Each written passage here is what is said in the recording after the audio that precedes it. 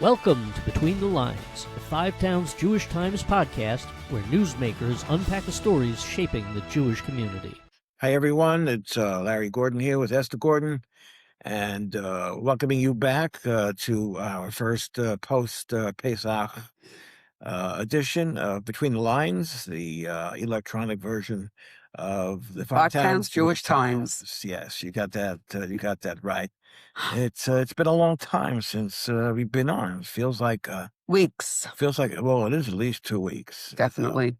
And I don't know if you could see changes. We spent Pesach in Orlando, Florida, and now we're back in Boynton, Florida, which is about 165 miles away. And it's what's today? Today is Monday. It's Monday, so we came back. We came back yesterday. We drove from Orlando back to Boynton, and we'll be heading for New York later this week. And as you can see, if you want to note changes, There's a blank. Well, I haven't shaved. Since before he entered. Oh, all right, by a blank wall. That one day we'll have artwork on it. We're working. This is a work in progress. We're working Yes. on getting something more compelling, visually more compelling as a backdrop as we take the show on the road. And we see, do different podcasts from different locations. So we have this equipment, and we have equipment in our office back in Sierras, New York. We'll be coming to you hopefully later this week in one version or another. Anyway, so I have a sefira beard. Notice that? You can see it. It's mostly gray. It used to be black Okay. many years ago. I think it's too much information right now. No, listen, a lot of guys, it's sefira. I'm counting sefira. Yes, we are. Okay, and that's the 49 days between the second night of Pesach. We're at the very beginning. Second night of Pesach and Shavuot. Right. Which is, it's going to happen whenever you finish counting down. These podcasts, I have to keep reminding myself, are timeless, so it doesn't make any sense to refer to specific dates and times. I'm probably going to shave. I got to tell you, I can't have a beard for 49 days. Yes, you can. How do you know? I mean... Let's not get over it. No, I think I'm gonna. Well, it's Rosh Chodesh. You're allowed to shave this week because of Shabbos. Okay, looking for a Pesach. Okay. So Okay. That's me. I give the Pesach. Yeah. So you give the very good at that. The Piskei Halacha. Yes. Okay. Good Borough Park girl. Okay, very good. That's with a Navardic upbringing. Okay, yeah, you don't want to get into that. Why not? I'm very proud of it. No, we promised we're going to do a short podcast. Oh, okay. We don't want to get into that. I think I am. So your Chodesh is what, Friday? Friday and Shabbos, Friday isn't and it? Shabbos, right. Thank you. Chodesh Iyar. Yeah. Okay, which is Aleph Yud Yud Reish. Mm-hmm. Okay, Yud Yud, which is the Rashi Tevis for Ani Hashem Rofecha. Mm-hmm. God is the one that healer. Heals. He's the healer. Right. That we all need for one version or another. So how was your Yontif? How was Pesach? My Yontif was beautiful. First half, the weather was spectacular in Orlando. Okay. We were with our family, one child. Yes, we were Dini and Eliezer. And her 6 children. And they had their neighbors from Chestnut Ridge there. Right. So the kids had a blast, and the program was really above and beyond. We have to give a shout out to Ellie Grossbar. And Donnie Gordon, yes, who is possibly related to me. Far relation. Yeah, right. We'd like to say that our Zaydas were third cousins. Right. Something along those lines. But there is a connection. There is a connection between our families going back probably. And what was the name of the program? The name of the program was the Ultimate Pesach. Right. And they really did a magnificent job. We made a calculation in the course of the We've gone away a lot. We were home a lot. We were home, but you know what? The best part was when you first started working, one of your Assignments. Assignments was we have to go away. We had to go. And that's when I had little kids. At one time, I think I went with a 2-month-old on Pesach. Not easy when you're going with a bunch of babies, but, took one for the team and we went away. Right. So we back can in the compare. back in the Right. 1980s, an organization that I was associated with asked me if I would represent them at these programs, and lo and behold, something that just intrigued us and caught fire, and we were interested in whatever we were involved in at the time. It changed over time. Yeah. It involved these Pesach programs, which are a good way of generating income, especially for tzedakah organizations Right. that we had associations with at the time. So we started out, I was even writing about it this week in this week's paper, actually, about how wonderful the ultimate Pesach was. It was the best of both worlds Yeah. because the truth is, we used to have our own Siddharim anyway, because we always had our own room, but now we were in our own home. Yes, much different. So, and the food was delivered to the house. So it was, look, all we have to do is warm it up, and we cleaned up after ourselves and whatever, blah, blah, blah. But it made life much simpler, and you were able to enjoy, especially the Seder. Yes, before we go on as far as what it's like, you didn't have our own room for the Seder when we went to a hotel right away. Not right away. It's very expensive first. Oh, yes. They really exact a surcharge to get you. And at first they never even offered it. Many of the hotels years ago didn't offer it. Yeah, but then they started, every nook and cranny of the hotel became a spot all of a sudden that you envisioned as being a place where a family from anywhere from 10 to 50 people can have we came with Seder. a lot. It could be between two elevators. It could be wherever they had room. Wherever they had a pool table or a ping pong table, they moved the ping pong table and a pool table, and they put a dining room table and there was there. A dining room, and you had a Seder. Now you had, like you said, your own house. Differences when you come to the Seder in a hotel with 800 people, let's say, in a dining room. It's very, very noisy. That was very noisy. Very noisy, and you have to make sure your jacket stays on, your tie stays on. In some hotels, you're able to take your jacket and tie off and put it behind And remember, we started with little kids, and by the end of the Seder, we were literally carrying 4 babies. We're transporting bodies. With carriages. We're transporting bodies back to their rooms. It was, one at a time. They would fall away one at a time in the course of the Seder. And I remember, you got to bring 2 chairs together so they can sleep. What about the time we brought cots into the Seder room? You don't remember? I do remember. I believe we went out and bought cots, and the kids went to sleep in that room. It wasn't such a long time ago. No, it wasn't. I think it was grandchildren, actually. No, it was grandchildren. And I think it was at a Gateways program in Connecticut, I think. It could be. A few years ago. Yeah. They didn't want to go to their room. It was like 3 generations of us. Baruch Hashem. Couldn't get a babysitter, so if you can't bring your kids to go to their room to go to sleep, you bring their beds into the room where your Seder is, because you're having a private, personal Seder. Anyway, so let's talk about the food a little bit, okay? Because the fact of the matter is the onus of preparation for the Seder traditionally traditionally falls on the shoulders of the women of the house. Absolutely. Okay? Not necessarily. There are some men that are able to. I wouldn't know. I would say the onus is the shopping and the cooking. I think the shopping was more difficult for me because I was always running out of something and always running to get. But I started weeks before. Yes, and you put together first. It starts with putting down a menu, putting a menu. Right. A menu. Always. Okay? Right. Here, this was really unique. I heard it been done before very recently, but I don't think there are too many programs like this. And Ellie and Donnie and the caterer, Chaim Richter, yes, they pulled off something magnificent.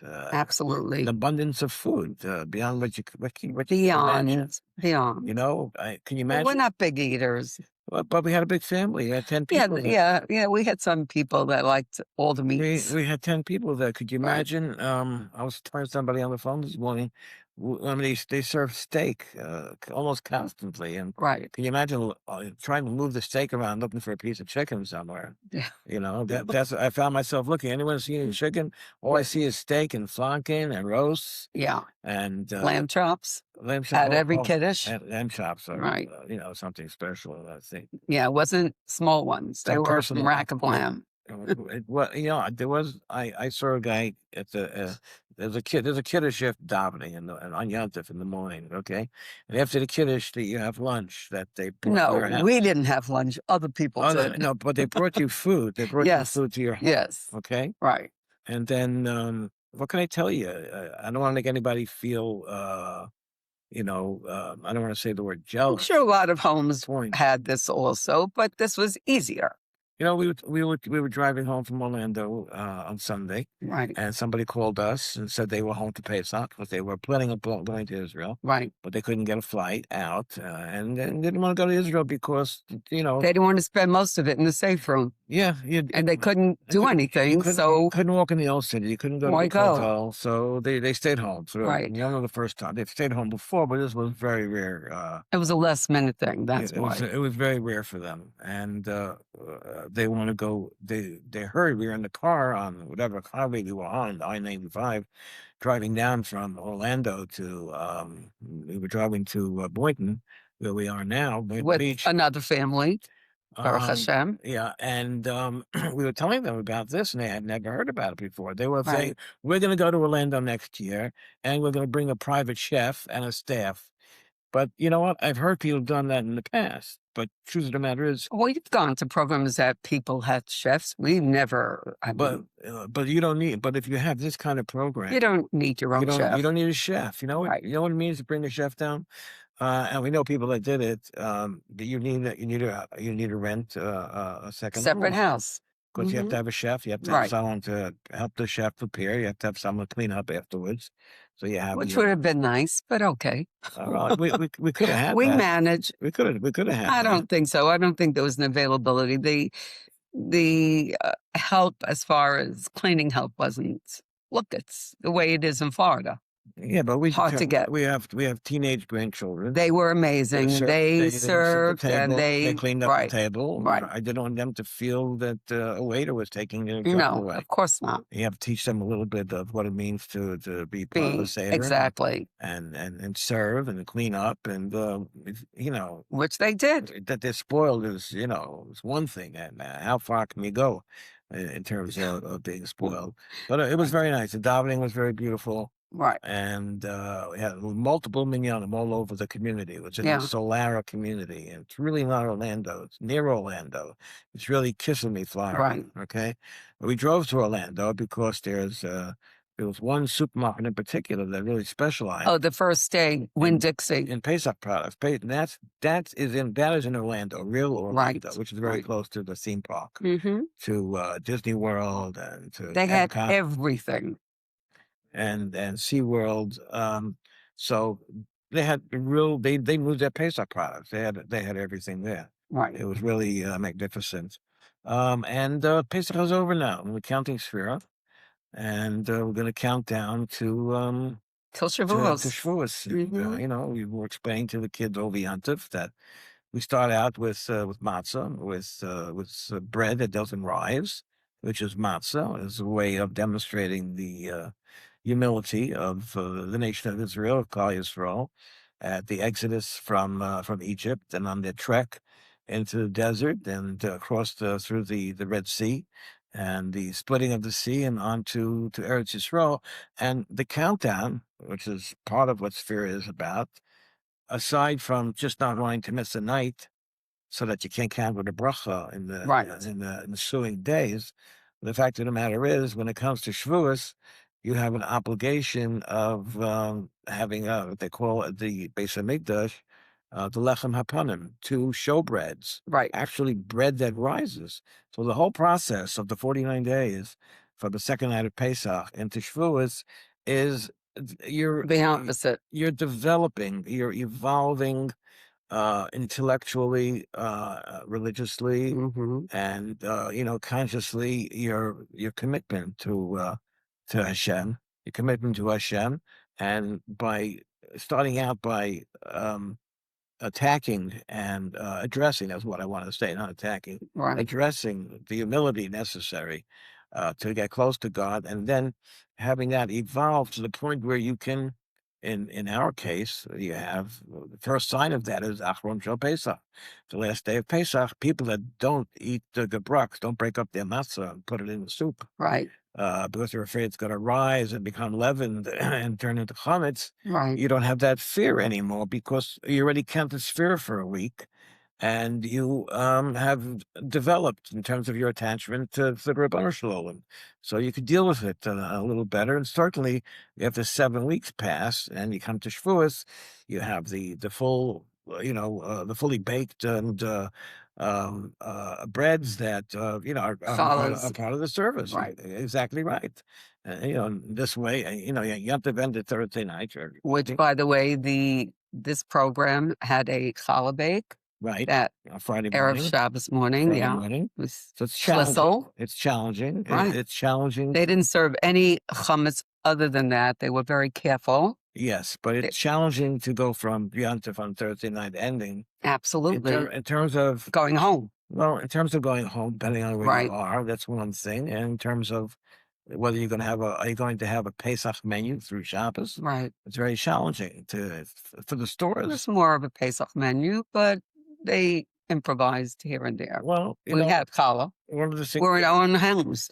Listen, one of the things we commented on and was about the chant that we usually have Oh, that was unbelievable. on Shabbos Chol Hamoed, which you usually saw from my parents, your parents, Right. and what it was here. You want to address the difference? So they had they were very liberal with a lot of their meats, and the cholent was so jam-packed with meat. Generous. They were generous. Very, very generous. Right. With it. So the cholent was literally thick because it had so much potatoes and meat. You didn't miss any of the barley or the beans. You didn't realize you were having a Pesach cholent. I Right. grew up with soup. Yeah, I remember that. I remember Right. being in your parents' house for Pesach. Right. In the early But years. my parents had that kind of cholent for years. Yeah. Really? Just like It was a Polish cholent. you have to have it. Yeah, you have to eat it with a soup spoon. You can't Right. eat it with. No, not this. Right. This was different. So what did they have that sopped up that absorbed the You know what? the kept water? I tried to find out. I kept thinking maybe they put in quinoa. I don't know. I really would love to speak to the chef about that. I'm very Mr. Ripka? curious. Okay, But it was hold quite it was I think what I loved about the food was it was as if I was making it in my own kitchen. I mean, I'm very particular about certain things. The cholent was perfection, salted to very perfection. tasty, very tasty. The soups, you didn't have to change anything. Right, didn't have to salt it. Right. Which everything was just, they did a It great was job. great. So just want to say again to Ellie Grossbart and Danny Gordon And Lan Guster. Rupka and their staff. We met one of the assistant chefs, Right. a young man from Israel, Yes. who was serving in the reserves, and he Right. came in for a couple of weeks of Pesach. Right. But he was going back right after Yom Tov. I think we asked him about something about the second days, and he says, I never had a second day. No, we talked about a Seder. A Seder, or the Talk about second a second Seder. I never had a second Seder in my He life. says, this is my first time. What's a second Seder? He's an Israeli, but he's in the reserves in the IDF. He was going back, and he was saying he's not sure if he's going to Gaza or to Lebanon. Right. But right after Yom Tov, he's on a plane back to Eretz Yisrael. He came into America at this particular program to make a few dollars over the several weeks. It's not just the 10 days of Yom Tov or the 9 days of Yom Tov. Right. It's really the weeks of preparation that are required to make it happen. But listen, they made it happen, and listen, we know people that were in Sicily, Italy. We know people Albania. in Albania. Mm-hmm. I haven't spoken to them yet. I'd like to hear about it. Maybe we should have some of them on here. And we had, people that were in Croatia. Maybe we should have. Maybe next week we should have one of the people on that was in Croatia, one in Sicily, and one in where was the other place? Albania. I think the capital is The furthest we ever did was Florida or home. We did West Virginia. Oh, that was fun. Yeah. We did West Virginia. Mhm. I don't know how we ended up We there. drove there. I know we drove there. I don't know how we ended up there. I don't know. Aside from that, let's see. Any more exotic places? A lot of people went to these places because Mexico. Mexico, of course, but they had problems getting into Eretz Yisrael. Right. They couldn't depend on the flights leaving in time, Right. and they didn't want to get stuck having to wait 2 weeks after the to get back to wherever they live, whether it's in New York or Florida or Los Angeles, wherever you live. They don't want to have to get stuck like that. Anyway, that's a brief encapsulation, a synopsis, and a way of encapsulating our Pesach experience. And I think we should talk about next time about the Haftorah, which I found was very fascinating. You mean the Parsha Meaning, and, yes, we spoke about the Haftarah too. Right, we spoke about The dry Haftarah. bones. Oh yes, the dry bones. Mhm. Well, that's a classical Haftarah from the Right. movie Yecheskel. So you know what? It's only Monday today. We still could talk about it. We lost track of time. Right. That's first thing. We lost track of time. They say it's Monday today, but it doesn't necessarily have to be Monday. The calendar says it's Monday. Right. But I'm gonna speak to Dan back in the studio, and if he has time when we get back to New York, maybe Thursday. Well, we want to talk about something very important on Thursday. Right. We have a guest from Eretz Yisrael coming in. Right. And we're going to work that out. Dan is in the studio now. He's hearing about it for the first time. That's true. I have to work that out with him for Thursday. It's called Beit El. Yeah, Beit El Belazrachi. Belazrachi. It's Beit El Azrachi. No, it's not Beit El. No, it's Beit El Azrachi. Beit El Azrachi. Which is a kind of not a foster home. It is for children that had to be taken out of their homes for some reason. And they are normalizing everything in their lives. And I hear they do such an unbelievable job with these kids. They're producing outstanding young people. Director Yehuda Cohen, who arrived in America, arrived in New York today, I understand. Right. And we're going to try to get him live in our studio to discuss that on Thursday. If you can't get him in physically, we'll have him on the screen. On the screen. Anyway, that's our return program that'll be posted later today, hopefully, or by the latest the next day. But what's the difference? When you'll see it, you'll see it. And we're going to thank you for joining us and give you a little bit, as Esther said, a synopsis of what Pesach was like. I would love to hear from you about what your Pesach was like, wherever you are. You could write to me at editor at 5tjt.com. That's the number 5, T like in Tom, J like in John, T like in Tom.com. Editor at 5tjt.com. Or maybe we'll get Dan to put a link at the bottom of this program so that you could write directly to us. Anyway, thanks for having patience and listening to us. Just free associate and just think back to how we spent the last couple of weeks. And thank you for joining us. I'm Larry Gordon, together with Esther Gordon. I'm Esther Gordon. Have a good day, everyone.